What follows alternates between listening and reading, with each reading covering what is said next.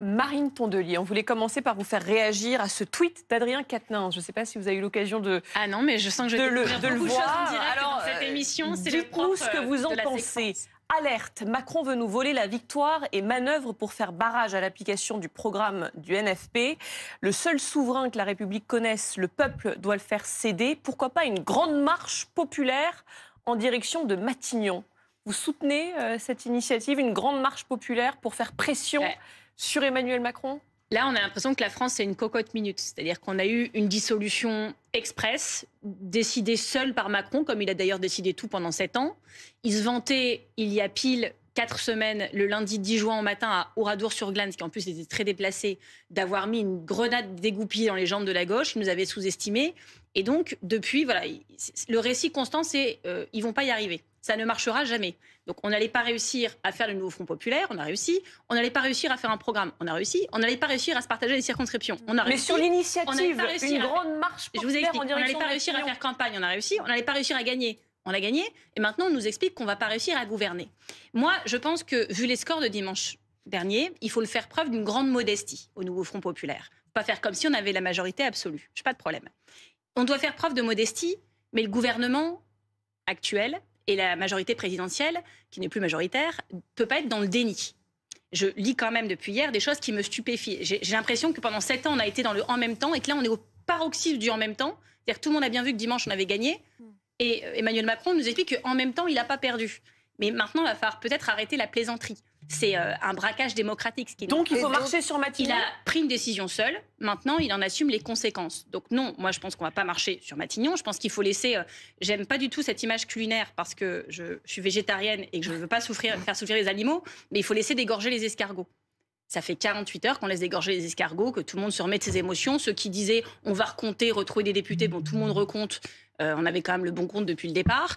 Et maintenant, il faut que le gouvernement accepte la réalité. Donc, parce qu'en fait, d'un côté, vous dites qu'il faut que le président accélère et en même temps qu'il faut laisser le temps aux choses. Parce qu'il y a aussi ce communiqué du nouveau Front populaire. Oui. Ça, j'imagine que pour le coup... Qui remet un peu l'église au milieu du village. Qui dit, et les mots sont forts quand même, qui met en garde solennellement le président de la République contre toute tentative de détournement des institutions. Oui. Si le président persistait à ignorer le résultat de l'élection de dimanche, ce serait une trahison de l'esprit de notre Constitution et un coup de force démocratique. Oui, vous, Marine Tondelier... C'est parce que c'est ce qui se prépare. Mais vous pensez réellement, Marine Tondelier, que le président de la République ne va pas respecter les résultats des urnes? Vous le pensez? Écoutez, la logique institutionnelle de ce pays, celle dans laquelle Emmanuel Macron s'est inscrit en prononçant cette dissolution, voilà, quand on voit les résultats, la logique institutionnelle lui dicte de prendre son téléphone, d'appeler les chefs de parti du nouveau Front populaire pour leur demander le nom d'un Premier ministre. C'est ça qu'il doit faire. À ce stade, il ne l'a pas fait. Tout de suite? Parce que lui, il dit, j'attends de connaître la structuration de l'Assemblée nationale pour prendre des décisions. C'est pas un argument valable, donc ça? Il va attendre encore 15 jours, puis après il va nous dire que c'est les Jeux Olympiques, et puis après il va nous dire que c'est la rentrée, et après il va dire non mais c'est l'automne, il y a le budget, et puis en fait ce sera jamais. Donc je pense qu'il faut qu'il soit clair, et je trouve qu'en ce moment, il n'est pas clair. Il attend que vous désigniez quelqu'un, tout simplement. Le RN avait dit c'est Bardella, la majorité sortante avait dit c'est Attal. Écoutez, il est très ambigu, il ne faut pas faire semblant de ne pas le voir. Non. Ils font courir des rumeurs. Ils se réjouissent, Darmanin, Xavier Bertrand, gouvernement technique. Ils font courir beaucoup de rumeurs aussi. Dépêchez-vous. Ils s'organisent. Dépêchez-vous. Alors vous avez raison de me poser cette question. S'il vous appelle demain, vous serez prêt à lui donner un nom? On lui dira que... on va lui donner, oui. Mais donc, attendez, ça veut dire que le nom est prêt? Alors, mais les chefs de parti sont en ce moment même en réunion. Je les rejoindrai dès que je sors de ce plateau. Et on aime tellement la France, on veut tellement trouver des solutions qu'on va faire ça pendant le match des Bleus. C'est quand même vous dire notre abnégation. Alors tout le monde regardera le foot. C'est normal que ça prenne du temps. Je vous le dis, on n'a pas non plus tout l'été parce qu'on s'est engagé en parlant d'urgence sociale, d'urgence démocratique. Il y a des familles monoparentales, des mamans isolées, des familles modestes qui attendent de savoir si le panier de fournitures scolaires pour la rentrée sera gratuit ou pas. Et selon qu'on leur dit oui ou non, ils pourront peut-être envoyer avec cet argent leur enfant une journée à la mer et peut-être que ce sera leur seule vacances. Donc on leur doit ça. Après, tout le monde a bien vu, vos téléspectateurs le savent, la situation politique inédite dans laquelle nous sommes. On ne peut pas faire comme si on avait la majorité absolue. On ne peut pas faire comme si tout était simple. Et on ne va pas se mentir ce soir en disant ça aurait dû être facile. Natacha Polony. C'est normal que ça prenne un peu de temps. Oui, mais là, vous vous éloignez du sujet. Je veux que tout le monde accélère. Est-ce que le nom est arrêté, oui ou non, puisque vous voulez que le président vienne vers vous? Alors, on ne va pas arrêter les noms et les dévoiler sur les plateaux. Non, mais est-ce que vous vous êtes mis d'accord sur un nom? Nous avançons parce qu'en fait, ce qu'il faut savoir, c'est que le sujet, c'est pas juste qui. Le vrai sujet, c'est pourquoi faire. Et le vrai sujet, c'est comment on va le faire. Parce qu'on n'a pas la majorité absolue. Et Mais vous n'avez pas la majorité tout court. On n'a pas la majorité absolue. Pardon, Marine Tondelier. Mais les autres non plus. Question... Non, les autres non plus. Mais vous ne l'avez pas. C'est-à-dire que au moindre blocage, un gouvernement porté par le nouveau Front populaire va tomber. Exactement, et je suis très étonnée. J'ai juste une question. C'est pareil pour le Rassemblement national. Mais bien sûr. C'est d'ailleurs pour ça que, justement, il ne faut pas en rester à cette logique des blocs. J'ai quand même une question. Il y a des dimensions de votre programme qui me semblent formidables, urgentes, très bien. Pas tout, mais il y en a une partie. Mais chacun aura un avis différent. Imaginez que le Rassemblement national, avec 25% des voix au second tour, ait eu le premier groupe. Vous auriez réellement dit... C'est leur victoire, ils ont gagné. La logique des institutions, c'est qu'ils aillent à Matignon avec 184 députés. Non, ce n'est pas la logique. Moi, je trouvais extrêmement lâche le comportement de Jordan Bardella, qui, outre qu'il refusait le débat, ça n'aura pas porté bonheur, nous expliquait que lui, il allait à Matignon que si c'était confortable. Que si c'était royal au bar. S'il n'avait pas de majorité absolue, il n'y allait pas. Mais comme personne n'allait la voir, vous avez contesté pendant 2 ans. Alors on faisait comment aux macronistes le fait qu'ils faisaient passer des lois alors qu'ils avaient 250 députés. Il y en a 184. On a contesté le retour au 49.3 permanent. Que Jean-Luc Mélenchon, aujourd'hui, prétend utiliser. Ainsi que le gouvernement par décret. Je vais vous expliquer, moi, comment je pense qu'il faut faire. On a obtenu une légitimité populaire dimanche soir. Faites attention. Mais si je peux en placer une. Oui, allez-y. Il y a nos électeurs. Il y a aussi des électeurs qui n'ont pas voté pour nous et des électeurs qui n'ont pas voté du tout, qui souhaitent aussi la justice sociale et la justice environnementale. Et des électeurs qui ont voté pour vous pour faire barrage. 73% des Français demandent une rupture politique avec le macronisme. Tous les sondages montrent le même résultat. Et donc moi, je pense qu'il faut mettre chacun face à sa responsabilité. Quand nous aurons un gouvernement, nous allons aller à l'Assemblée nationale. Nous allons dire, par exemple, le chariot de course pour la rentrée gratuit pour les Françaises et pour les Français, nous le mettons sur la table. Qui vote pour, qui vote contre? Celles et ceux qui veulent dire « moi je vote contre, voilà pourquoi », le feront. La taxation des super-profits, 80% des Français sont pour. Donc on va aller à l'Assemblée nationale, taxation des super-profits. Qui vote pour, qui vote contre? Et les gens qui veulent voter contre, ils expliqueront pourquoi. Abrogation de la réforme des retraites, qui est pour, qui est contre? On va regarder. La régularisation des clandestins, l'opinion n'est pas pour. Oui, mais c'est le gouvernement qui propose. Et toutes les voix seront bonnes à prendre, Marine Tondelier, même celle du Rassemblement national. C'est pas nous qui décidons. Oui, mais là, vous êtes en train de nous dire que vous allez vous mettre d'accord texte sur texte. Ce que je vous dis également, c'est que... Vous ne répondez pas à la question. Est-ce que toutes les voix seront bonnes à prendre? Alors, moi, je vais vous dire comment les macronistes sont en train de nous expliquer. Ils disent les voix du RN, on ne les prend pas. Bon, ils ne les ont pas prises, sauf pendant tout leur mandat. Je précise quand même qu'ils leur ont donné la vice-présidence à l'Assemblée, la culture... ça, pour le coup, c'était la logique des institutions. Énormément dessus. Là, je lis une tribune de Stéphane Séjourné, donc, qui est le chef du parti Renaissance, qui est ministre des Affaires étrangères. Lui, il dit aujourd'hui, on va faire une coalition, alors on ne prend pas le RN, on ne prend pas la France insoumise. C'est-à-dire ils procèdent par exclusion. C'est d'ailleurs comme ça qu'ils ont procédé pendant 7 ans avec les Français. Donc mais on voit bien le concept. Comment allez-vous faire? J'ai pas eu le même prof de mathématiques qu'eux. Je regarde l'Assemblée nationale, vous enlevez tout le Rassemblement national, vous enlevez toute la France insoumise, il n'y a pas de majorité. Et donc comment vous faites? Comment on explique aux Français? Moi, je veux bien rester grimper dans mes statuts, dans ma vertu et dire alors pas eux, pas eux, pas eux, pas eux. Ah bah il reste plus que nous, que les écologistes. Donc vous répondez en partie à la question. Sans les filles, vous avez une majorité absolue. Justement, mais vous voyez bien que ça va pas marcher. Donc en fait, c'est pour ça que la méthode que je vous donne est à mon avis la seule possible. C'est la seule possible. Et après, il y en a une autre possible aussi. Non, il y avait celle de Raphaël Glucksmann dimanche soir. Je pense qu'on pourra procéder aussi et que c'est une bonne chose. Par référendum. Si, Marine Tondelier, sur certains sujets qu'il mérite, on doit pouvoir faire des référendums. Marine Tondelier, si on se projette dans le sens de votre action en ce moment, où vous cherchez à obtenir le pouvoir, donc à arriver à Matignon et composer un gouvernement, vous avez suscité certes un espoir, je pense, dans l'électorat de gauche, dans les sympathisants de gauche et même au-delà. Vous avez des propositions qui sans doute parlent aux Français, l'augmentation du pouvoir d'achat, la réforme fiscale. Vous avez parlé vous-même à plusieurs reprises, vous avez entendu parler de la rentrée scolaire qui va être effectivement un rendez-vous important pour un certain nombre de maires, notamment célibataires. Non mais mettons-nous en situation où vous êtes au gouvernement, mais effectivement vous n'avez pas de majorité. Donc vous allez être sans doute largement empêché, souvent empêché d'ailleurs par le reste de l'hémicycle de l'Assemblée nationale. Est-ce que vous n'avez pas peur qu'à moyen, long terme, en tout cas, si vous n'êtes pas menacé d'une censure d'ici là, de décevoir une partie de l'électorat parce que vous avez fait une promesse et vous avez suscité un espoir et vous n'aurez été en capacité ni d'augmenter les salaires, ni de faire les premiers... Oui, mais c'est ça que je veux... Évidemment, et c'est pour ça que les résultats... Est-ce qu'il n'y a pas un risque à vouloir absolument prendre le pouvoir aujourd'hui et décider d'aller à Matignon? Non, mais il y a toujours un risque à provoquer de l'espoir chez les Françaises et chez les Français. Les gens qui sont allés voter Nouveau Front Populaire au premier tour, je dis bien au premier tour, c'est parce qu'ils avaient de l'espoir dans notre projet. On ne peut pas les décevoir. Après, tout le monde comprend bien que la situation politique est compliquée. On sait bien qu'il y a des députés qui ont été élus pour faire barrage au Rassemblement national. Et c'est vrai pour certains députés du Nouveau Front Populaire, mais c'est aussi vrai pour beaucoup de députés de la Macronie, qui à chaque vote devront penser à qui ils doivent leur victoire. Moi, je pense qu'en politique, il faut toujours savoir pourquoi on est là, grâce à qui et pourquoi faire. Et très sincèrement, beaucoup de députés du centre et de la droite sont là parce que les électeurs de gauche et écologistes ont fait un barrage que j'y ai appelé même avant le deuxième tour, que j'étais un peu pénible sur le sujet, mais je sais pourquoi.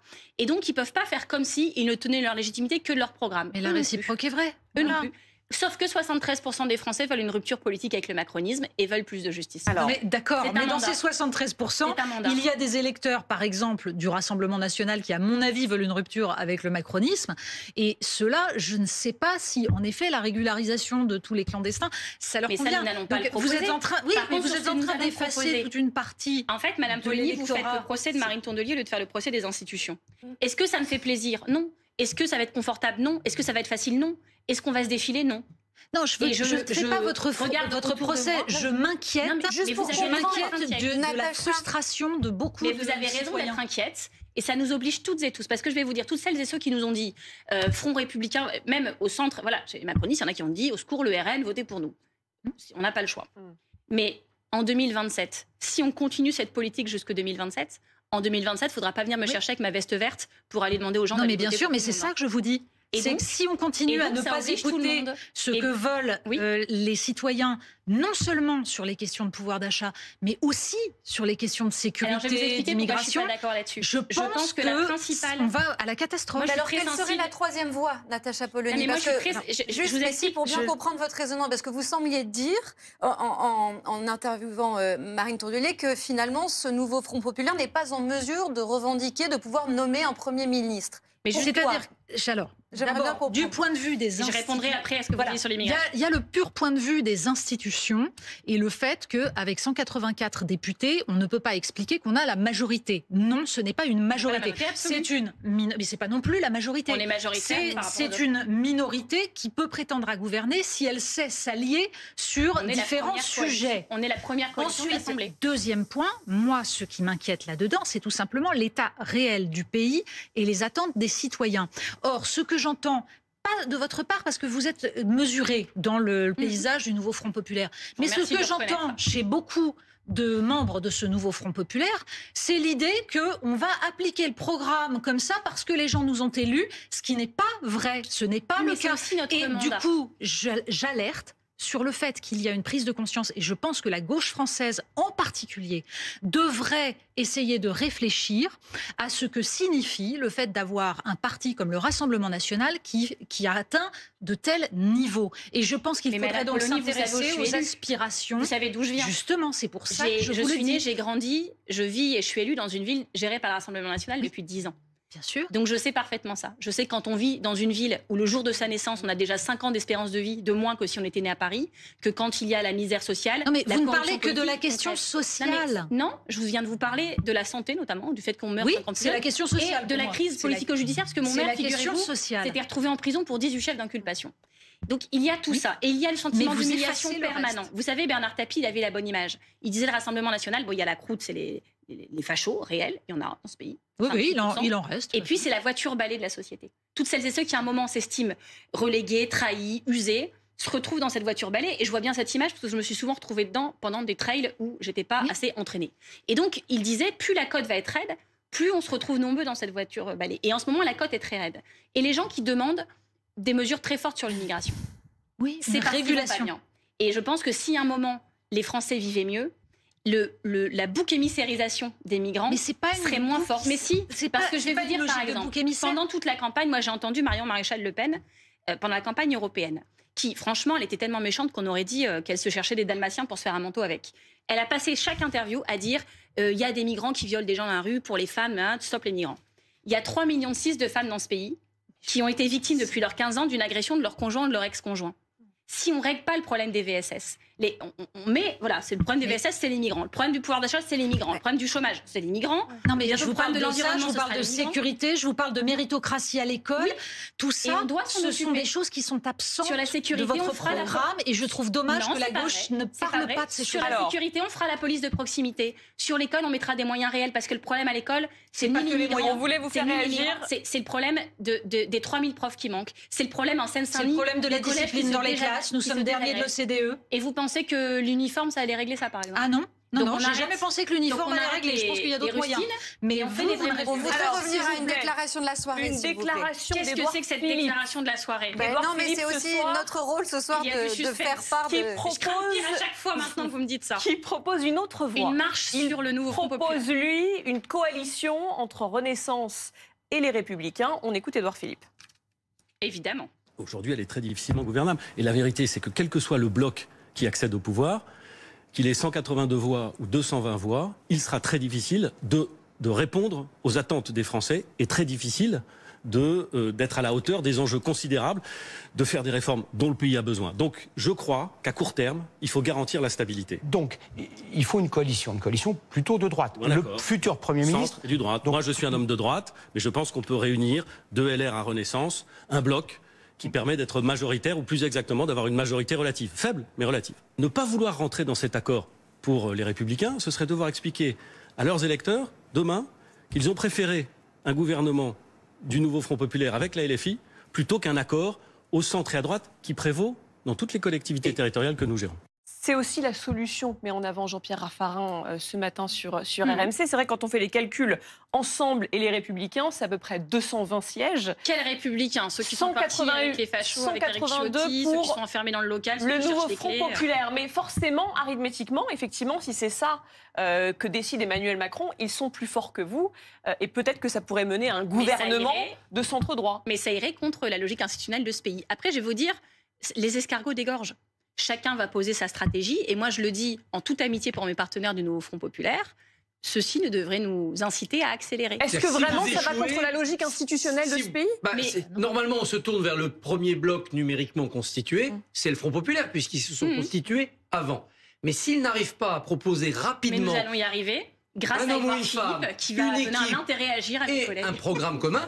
Il faut ensuite valider cela dans un accord avec le président de la République. Si vous lui dites Éric Coquerel ira à Bercy et puis le ministère de la Défense, ça sera aussi un LFI, ça ne va pas le faire. Donc il faudra aussi prendre en compte le rapport de force institutionnel. Écoutez, M. Barnier, vous composerez notre gouvernement pour qu'il plaise à Macron. Non, mais c'est pas pour qu'il plaise, c'est pour qu'il soit, du point de vue de l'Élysée, fonctionnable, si je peux me permettre ce néologisme. Est-ce que vous pensez que c'est pour cela que le président traîne et qu'il ne vous fait pas signe, précisément? Je vous ai dit au tout début de l'interview qu'il faisait preuve de beaucoup d'ambiguïté. Et on en a la confiance. Vous m'avez dit, oui, vous avez l'air un peu complotiste. Je l'ai vu dans vos yeux. Bon, c'est ce qui se passe exactement. Ne me faites pas dire ce que mes yeux ne disent pas. Vous m'avez dit, est-ce que vous êtes sûr, etc. Oui, j'en suis sûre. Non, mais parce que certains membres de LFI semblent laisser entendre que le résultat des urnes ne sera pas respecté. Donc je voudrais savoir si c'est l'inquiétude que vous partagez. Dans une situation de grande incertitude politique, les gens vont essayer de trouver les failles. Les gens vont essayer de s'imposer. C'est normal. Quand c'est incertain, c'est dangereux. La démocratie est en danger dans ce pays. Tout le monde va essayer de jouer son jeu. Puis vous allez voir qu'il va y avoir des comportements très masculins à vouloir mettre sa candidature sur la table. Moi, machin truc et Golande. Ça, c'est déjà fait depuis longtemps. Hein. Regardez, Pascal vous pose une question, Marine Tondelier, parce que c'est aussi le but de cette émission, de donner la parole à ceux qui nous regardent.